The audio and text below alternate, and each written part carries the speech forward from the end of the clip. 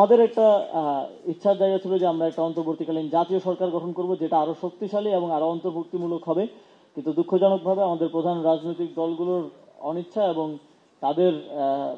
তারা ডিনাই করার কারণে সেই প্রক্রিয়াটা আমরা বাস্তবায়ন করতে পারিনি। কেউ বাস্তবতায় বললে হয়তো ওই সময়টার প্রতি ইনজাস্টিস করা হবে, বা যারা ওই সময় এই প্রক্রিয়া ছিল তাদের প্রতি ইনজাস্টিস করা হবে। যদি 5ই আগস্টের রাতের কথা বলি, আপনাদের ওই ভয়াবহ সময়টা সবারই মনে থাকার কথা।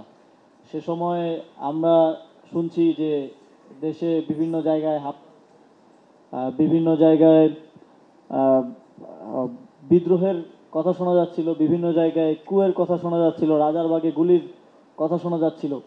দেশের এরকম একটা ক্রান্তিলগ্নে, এরকম একটা সিচুয়েশনে একটা দেশ সরকারবিহীনভাবে থাকতে পারে না। সেই সময়টাতে সবচেয়ে গুরুত্বপূর্ণ ছিল খুব দ্রুত সময়ের মধ্যে একটা সরকার গঠন করা। আপনারা যদি দেখেন সরকার গঠন প্রক্রিয়াটাও যে একেবারে খুব সংগঠিতভাবে বা খুব পরিকল্পিত উপায়ে হয়েছে তা না।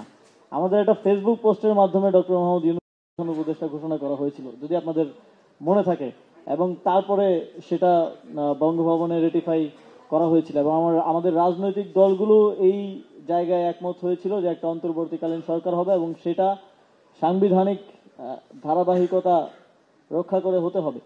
এই সকল বাস্তবতা বিবেচনায় সেই সময়ের বাস্তবতায় যদি আমরা চিন্তা করি, তখন এটা ছাড়া আমাদের আসলে উপায় ছিল না।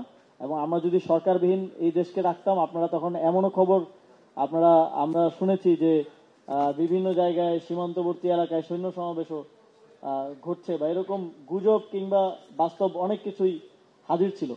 তো সেই বাস্তবতায় বাংলাদেশ যেন আরো খারাপ পরিস্থিতি কিংবা গৃহযুদ্ধের দিকে না যায়, সেটা নিশ্চিত করার জন্য এবং দেশের সার্বিক কার্যক্রম, আপনারা জানেন যে কোনো পুলিশ ছিল না, আমাদেরকে রাস্তার ট্রাফিক পর্যন্ত নিয়ন্ত্রণ করতে হয়েছে। ঢাকা শহরের মতো জায়গায় বিভিন্ন জায়গায় ডাকাতি হচ্ছিল।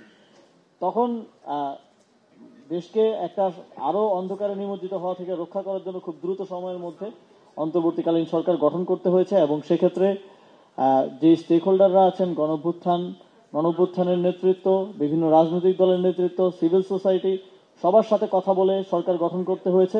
তখন আমাদের একটা ইচ্ছার জায়গা ছিল যে আমরা একটা অন্তর্বর্তীকালীন জাতীয় সরকার গঠন করব, যেটা আরো শক্তিশালী এবং আরো অন্তর্ভুক্তিমূলক হবে। কিন্তু দুঃখজনকভাবে আমাদের প্রধান রাজনৈতিক দলগুলোর অনিচ্ছা এবং